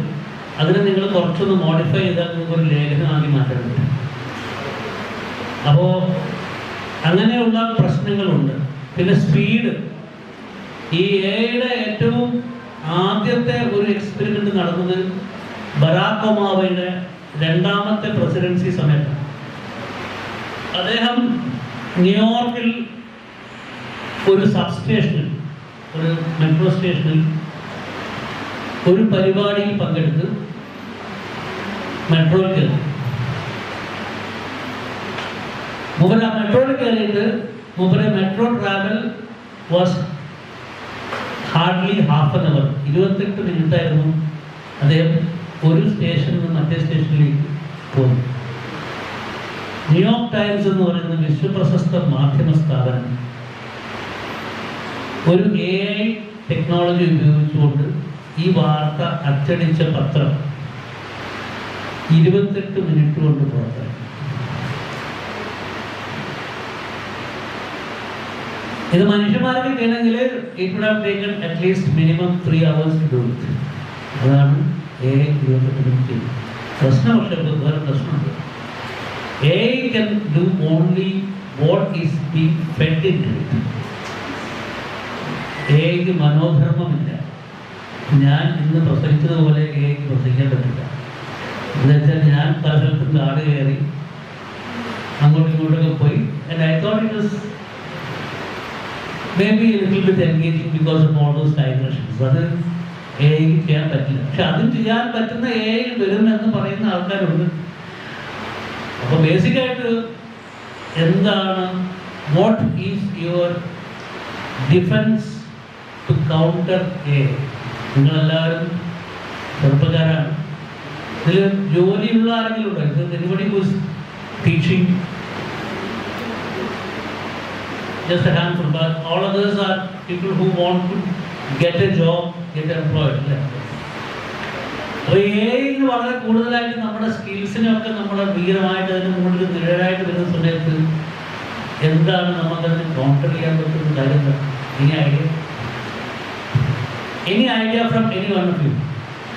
ഞാൻ അതിനെപ്പറ്റി സൂചിപ്പിക്കണ്ടായി ഈ പ്രഭാഷണത്തിൻ്റെ തുടക്കത്തിൽ. എന്താണ്? Get back to your old instruments. Start writing, start using. അതിൻ്റെ ഗുണം എന്താണെന്ന് പറയും. അതിൻ്റെ ഗുണം എന്ന് പറഞ്ഞാൽ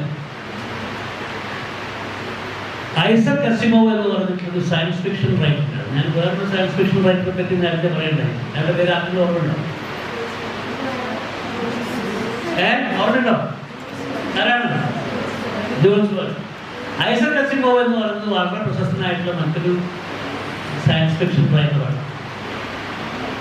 അദ്ദേഹത്തിന്റെ 7 Tomorrows എന്ന് പറഞ്ഞിട്ടുള്ള അത്ഭുതകരമായ പുസ്തകം എല്ലാവരും വായിക്കേണ്ട പുസ്തകമാണ്. നിർബന്ധമായും വായിച്ചിരിക്കേണ്ട പുസ്തകമാണ് 7 Tomorrows.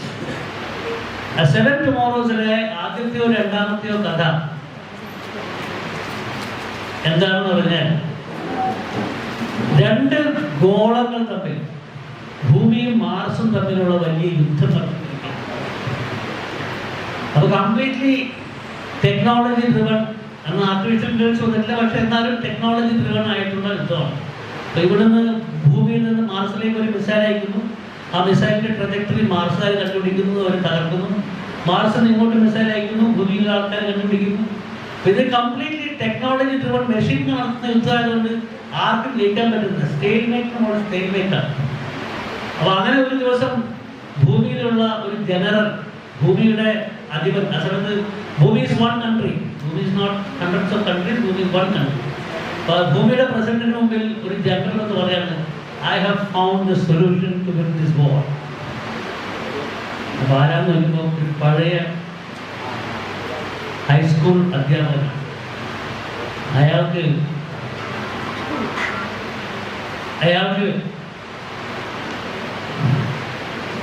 നിങ്ങൾ കേൾക്കാൻ വേണ്ടിയാണ് പറയുന്നത്. അയാൾക്ക് കണക്കൂട്ടാൻ അയാൾക്ക് 1ഉം 2ഉം ഗുണിച്ചാൽ 2 2ഉം 2ഉം ഗുണിച്ചാൽ 4 14ഉം 10ഉം ഗുണിച്ചാൽ 140 അയാൾക്ക് സ്വന്തമായിട്ട് പറയാൻ അറിയാമായിരുന്നു. അതുവരെ എല്ലാവരും ടെക്നീഷ്യനിൽ കാൽക്കുലേറ്റർ മാത്രമേ അറിയുള്ളൂ. നമുക്കൊക്കെ മിക്കവാറും അറിയുന്നുണ്ട്, എനിക്കറിയാം. അപ്പോൾ ഈ ഒരു സാധനം ഉപയോഗിച്ചുകൊണ്ട് നമ്മുടെ യന്ത്രങ്ങളെ നമ്മൾ സ്വയം ധരിപ്പിക്കുന്ന സാധനമാക്കി മാറ്റിക്കഴിഞ്ഞാൽ നമുക്ക് മാർസിൽ നിന്ന് വരുന്ന സാധനങ്ങളെ നമുക്ക് വകഞ്ഞു മാറ്റി നമുക്ക് അവിടെ കൊണ്ടുപോയി മിസൈൽ കൊണ്ടുപോയി സ്ഥാപിക്കാം എന്ന് കണ്ടുപിടിക്കുകയും അങ്ങനെ ഭൂമി ആ യുദ്ധം ജയിച്ചു എന്നാണ് ഐസക് അസിമോവ് പറയുന്നത്. So let us get back to the basics. Let us sharpen our own intellects and brains. That is perhaps the only answer to the challenging world. ഞാനൊക്കെ ജോലി എടുക്കാൻ തുടങ്ങുന്ന സമയത്ത് ഉണ്ടായിരുന്ന ലോകം പോലെയല്ല. ഞാനിപ്പോൾ വളരെ പ്രധാനപ്പെട്ട ജോലികളിൽ പത്രപ്രവർത്തനത്തിരുന്ന ആളാണ്. നിങ്ങളെല്ലാവരും വളരെ ക്വാളിഫൈഡ് ആയിട്ടുള്ള കാര്യങ്ങൾ പഠിക്കുകയും പറ്റുന്ന ആൾക്കാരാണ്. ഞാനൊരു BCom തേർഡ് ക്ലാസ്സുകാരനാണ്. പൊതുവെ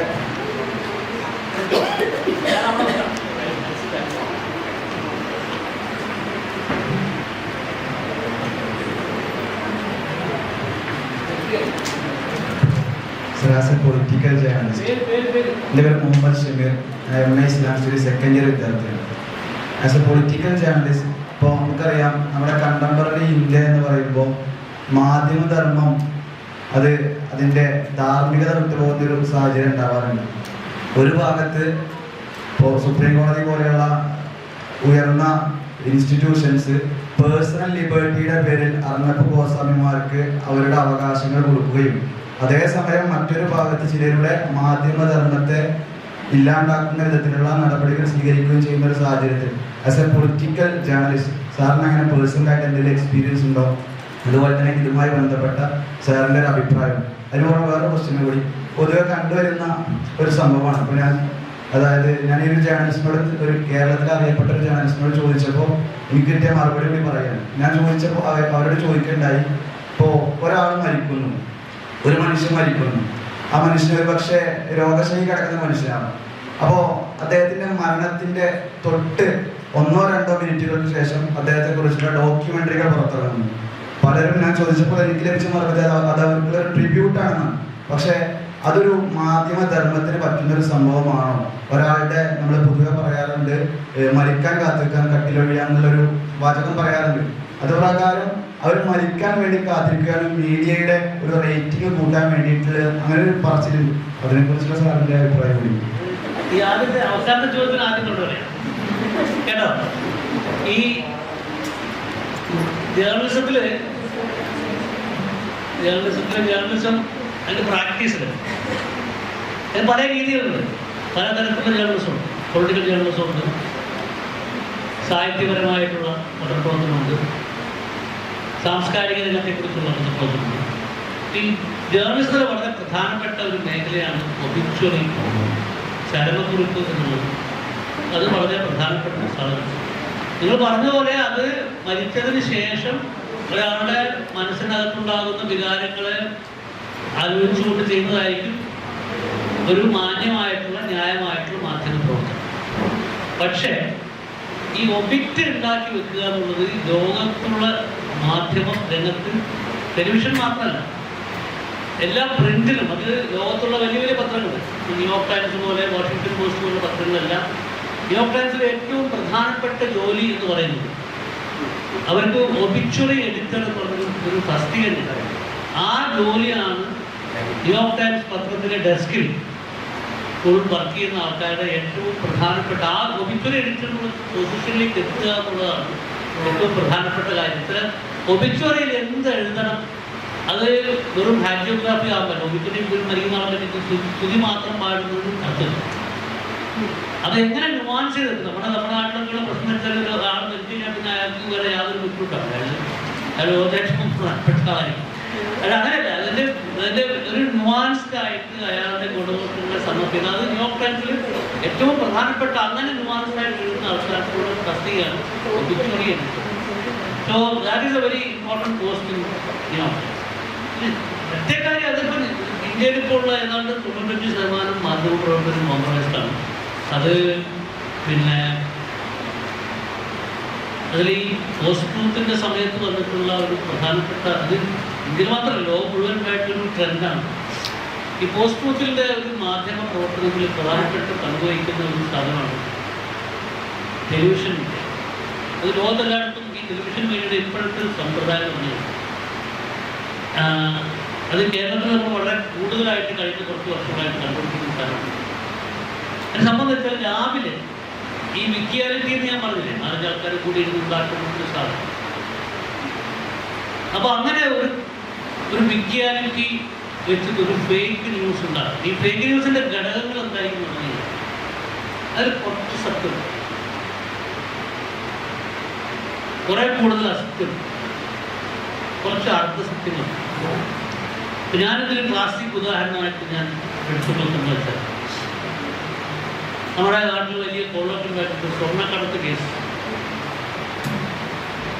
അപ്പം അതിലെ പ്രതികളെ അന്വേഷണ ഉദ്യോഗസ്ഥർ അത് കേരളത്തിലെ സമീപകാലത്ത് വളരെയധികം പ്രചാരത്തിലേക്ക് വന്നിട്ടുള്ള ആ സമയത്ത് സ്വർണ്ണക്കടത്തുന്ന സമയത്തൊക്കെ വലിയ രീതിയിൽ TRP ഉണ്ടാക്കി വളരെയധികം മുന്നോട്ട് പോയി ചെയ്തിട്ടുള്ള ഒരു ടെലിവിഷൻ ചാനൽ കേരളത്തിൻ്റെ കാര്യം ഞാൻ പറയാം. അതിലൊരു സ്റ്റാർ റിപ്പോർട്ട് ഉണ്ടായിരുന്നു. അതിലിപ്പോൾ അതിൻ്റെ പുറത്തായാലും അയൽക്കാരത്തൊക്കെ അഴിമതി കാണിച്ചാണ് പുറത്തായി. അയാൾ ആ സമയത്ത് വലിയ സ്റ്റാറായിരുന്നു. അപ്പം അയാൾ ചെയ്യുന്ന ഞാൻ ഈ വാർത്തകൾ കൃത്യമായിട്ട് പഠിക്കുകയും അതിനെ എന്താ പറയുക ഡിസെക്ട് ചെയ്ത് ആണെന്ന് പറയുന്നത്. അപ്പം അയാൾ രാവിലെ ഒരു വാർത്ത, ആ വാർത്ത എന്താണെന്ന് വെച്ചാൽ ഇന്ന ദിവസം അല്ലെങ്കിൽ ഇന്ന് അടുത്ത ഏതാനും മണിക്കൂറുകൾക്ക് ഇന്ന പ്രതിയെ എൻഫോഴ്സ്മെന്റ് ഡയറക്ടറിലെ ഇന്ന് എന്ന ഉദ്യോഗസ്ഥർ വിചാരണ സത്യമാണ്.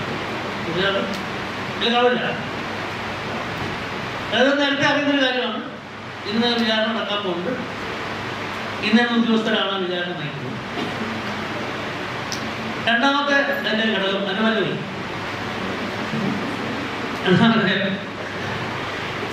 ഈ ഉദ്യോഗസ്ഥർ ഇന്ന കേസുകളിൽ വളരെ ഗംഭീരമായിട്ടുള്ള വിജയം കഴിയുന്ന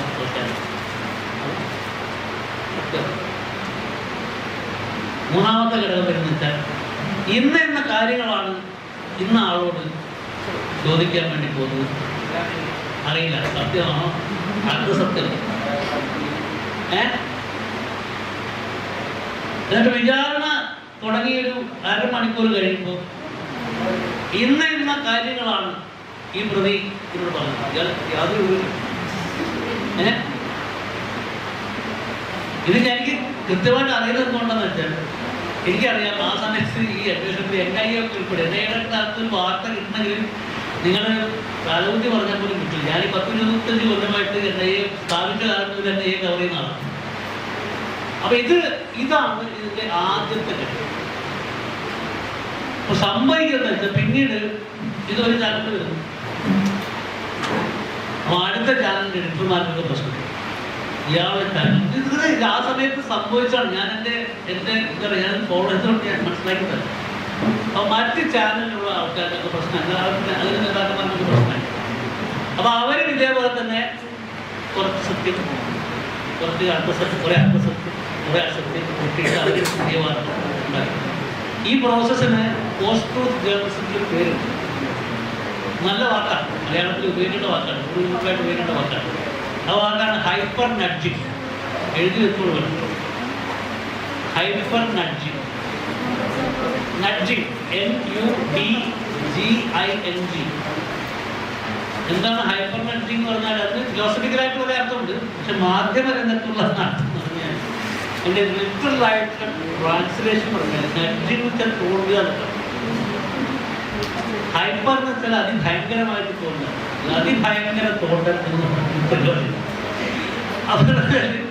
ഇത് നമ്മുടെ ഇതോടുകൂടി ഈ സാധനം വന്നു കഴിഞ്ഞാൽ പിന്നെ ഈ എല്ലാ ചാനലുകളും കൂടെ ഇതിൻ്റെ ഓരോ പലതരം കഥകൾ ഉണ്ടാക്കിയിട്ട് ഈ ഹൈപ്പർ നൈറ്റിങ് ഞാൻ നടത്തുന്നതാണ്. ഇത് ലോകത്തെല്ലായിടത്തും നടക്കുന്ന പോസ്റ്റ് ജേർണലിസത്തിന്റെ സ്ട്രക്ചറിൽ പറയുന്ന സാധനമാണ്. ഇതിൻ്റെ അവസാനം ഇത് പകരം കൂടി നടക്കുന്നില്ല. അത് അവസാനിക്കുന്നത് ഔട്ട്റേജ് ജേർണലിസം. ഇത് പോസ്റ്റ് ജേർണലിസത്തിന്റെ വാക്കാണ്. ഔട്ട്റേജ് ജേർണലിസം എന്ന് പറയുന്ന ഒരു സാധനമാണ് അവസാനം. ഈ ഔട്ട്റേജ് ജേർണലിസം എന്ന് പറഞ്ഞു കഴിഞ്ഞാൽ ഇതിൻ്റെ ഒരു ആങ്കർ ഉണ്ട്. ലോകത്തെല്ലായിടത്തുണ്ട്. ലോകത്തെല്ലാ ടെലിവിഷൻ ചാനൽസിലും ഫോക്സ് ന്യൂസിലായാലും തിയേറ്ററിലായാലും ഒരു ആങ്കർ. അയാൾ ആത്മരോഷത്തിൻ്റെ ആൾ രൂപയാണ്. അർണബ് ഗോസ്വാമി മുതൽ കേരളത്തിലുള്ള പല മിനി അർണബ് ഗോസ്വാമിമാർ വരെ അവർ ആത്മരോഷത്തിൻ്റെ ആൾ രൂപമായി. അവർ ആരും ചീത്ത പറയും, അവരാരോട് ഇറങ്ങിപ്പോടാന്ന് പറയാം. നീ എന്താണോ പറയുന്നത് ചോദിക്കും. എന്ത് ചോദ്യം ചോദിക്കാനുള്ള അവകാശവും അധികാരവും പോസ്റ്റ് ജേർണലിസം അവർക്ക് വെച്ചുകൊണ്ട്. അപ്പോൾ ഇതാണ് ഇതിൻ്റെ ഈ സ്ട്രക്ചറിൽ സംഭവിക്കുന്ന ഒരു കാര്യം. അവരാണ് നമുക്ക് സമീപകാലത്തുണ്ടായിട്ടുള്ള വലിയ ഹീറോസ്. അത്തരത്തിലുള്ള കുറേ ആൾക്കാരാണെന്നുള്ളതാണ് വേറെ പരിതാപകരമായിട്ടുള്ള കാര്യം. അതിന് പക്ഷെ ഒരു വലിയ പ്രശ്നമുണ്ട്. ഈ പോസ്റ്റ് ട്രൂത്ത് ജേർണലിസത്തിലെ ഒരു പ്രധാനപ്പെട്ട പ്രശ്നം, അതിനെ പരിപോഷിപ്പിക്കുന്ന ഒരു പ്രധാനപ്പെട്ട ഘടകം അതിലെ അഭിനേതാക്കൾ മാത്രമല്ല, അതിൻ്റെ ഉപഭോക്താക്കൾ. അത് പോസ്റ്റ് ട്രൂത്ത് ജേർണലിസം സ്വീകരിക്കുന്ന ആൾക്കാർ, അവർക്കും ഇപ്പോൾ വസ്തുനിഷ്ഠത ആവശ്യമില്ല. അവർക്കും ഏകപക്ഷീയമായിട്ടുള്ള വാർത്തകളും വിശേഷണങ്ങളും വിശ്ലേഷണങ്ങളും കേൾക്കാനാണ് താല്പര്യം. കേരളത്തിലെ ഏറ്റവും സക്സസ്ഫുൾ ആയിട്ടുള്ള ഒരു യൂട്യൂബ് ചാനലിൻ്റെ കഥ മാത്രം എടുത്താൽ ഞാൻ പറയുന്നത്, അയാളുടെ കാര്യം മാത്രം എടുത്താൽ അയാൾ വളരെ ഏകപക്ഷീയമായിട്ടുള്ള കാര്യങ്ങൾ ഏകപക്ഷീയമായിട്ട് പറയും. അയാൾക്ക് വസ്തുനിഷ്ഠത എന്നുള്ള സാധനം 2 പക്ഷം കേൾക്കാനുള്ള പരിപാടിയൊന്നുമില്ല. അയാൾ ഒരുപാട് ക്ലോൺഷിപ്പ് വന്നിട്ടുണ്ട്. ഇയാൾ വളരെ സക്സസ് ആണ്. ഓരോ മാസവും ലക്ഷക്കണക്കിന് കുട്ടി ഉണ്ടാക്കുന്ന ആളാണ്. അവ ഈ കൺസ്യൂം ചെയ്യുന്ന ആൾക്കാർക്ക് അവർക്കും ഏകപക്ഷീയമായിട്ടുള്ള വാർത്തകൾ, ഏകപക്ഷീയമായ വിശ്ലേഷണങ്ങൾ മാത്രമേ ആൾക്കാർ നൽകുള്ളൂ. ഇപ്പം എന്നെ പോലെ ഒരാൾ, ഞങ്ങളൊക്കെ ഹിന്ദുവിൽ പണ്ട് ജേർണലിസം ചെയ്യുന്ന സമയത്ത് നമ്മൾ വന്നിട്ട് എപ്പോഴും എല്ലാ വശങ്ങളും നിങ്ങൾ കാണിക്കണം. On the one side, on the other side എന്ന് പറയണമെന്നാണ്. ഓൺ ദ വൺ സൈഡ് മറുവശത്ത് ഓൺ ദി അതർ സൈഡ്. അപ്പം അങ്ങനെ ആർക്കും പറഞ്ഞാൽ ഏകപക്ഷീയമായിട്ട് പറഞ്ഞാൽ ഏകപക്ഷീയമായിട്ട് ആൾക്കാരെ ചീത്ത പറയുന്നതെന്നാണ് ഏറ്റവും കൂടുതൽ വ്യൂവർഷിപ്പും ഏറ്റവും കൂടുതൽ റീച്ചും. അപ്പം അത് ഈ വ്യൂവേഴ്സ്, ഈ പോസ്റ്റ് ജേർണലിസം ഞാൻ ഉണ്ടാക്കി പറയുന്നതല്ല. There are studies across the world which is underlined that viewers in the audience is also part of the problem called post-truth journalism. അപ്പോൾ സ്വയം തിരിഞ്ഞു നോക്കി എന്താണ് ചെയ്യാൻ പറ്റുക എന്നുള്ള അറിയിക്കുന്നത്. എനിക്ക് പറയാനുള്ള ഒരു കാര്യം എന്ന് പറഞ്ഞാൽ, പറ്റുമെങ്കിൽ ടെലിവിഷൻ വെക്കാനുണ്ട്. പറ്റുമെങ്കിൽ നിങ്ങൾക്ക് നല്ല ബോധ്യമുള്ള, കളവ് പറയുന്ന ഒരു പത്രമാണെന്ന് പറയുന്നത് നിങ്ങൾക്ക് ബോധ്യമുണ്ടെങ്കിൽ ആ പത്രത്തിന്റെ സബ്സ്ക്രിപ്ഷൻ നിങ്ങൾക്കത് ചെയ്യാൻ പറ്റുമെങ്കിൽ മാത്രമേ ഈ വരും കാലങ്ങളിൽ ഈ സോഷ്യലി എൻഗേജിങ് ആയിട്ടുള്ള മീഡിയ നിർത്തുകയുള്ളൂ. ഞാൻ പറഞ്ഞ വളരെ പോസിറ്റീവായിട്ടുള്ള ഉദാഹരണം പറഞ്ഞാൽ നിർത്തുന്നില്ല, ആശയ ഉദാഹരണം. പക്ഷേ മറുഭാഗത്ത് ഈ ഓഡിയൻസിൻ്റെ ഭാഗത്തുനിന്ന് ഈ സാധനം കൂടി ഉണ്ടാവേണ്ട ആവശ്യമുണ്ട്. നമുക്കത് അങ്ങനെ പറഞ്ഞുകൊണ്ട് നിർത്താമെന്ന് ഞാൻ വിചാരിക്കുന്നു, അല്ലേ? Okay. Now it's time to honor our guest. Thank you, Dr. Azhar, to hand over the token of love to the benevolent guest.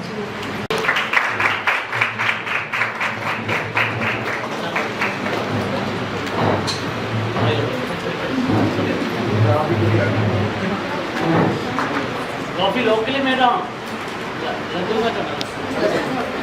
Communication and journalism to propose the word of thanks. Ma'am, please. Honorable Speaker, Advocacy Coordinator, dear HOD, and other faculties, and dear participants. I hope this was a grateful session for you all.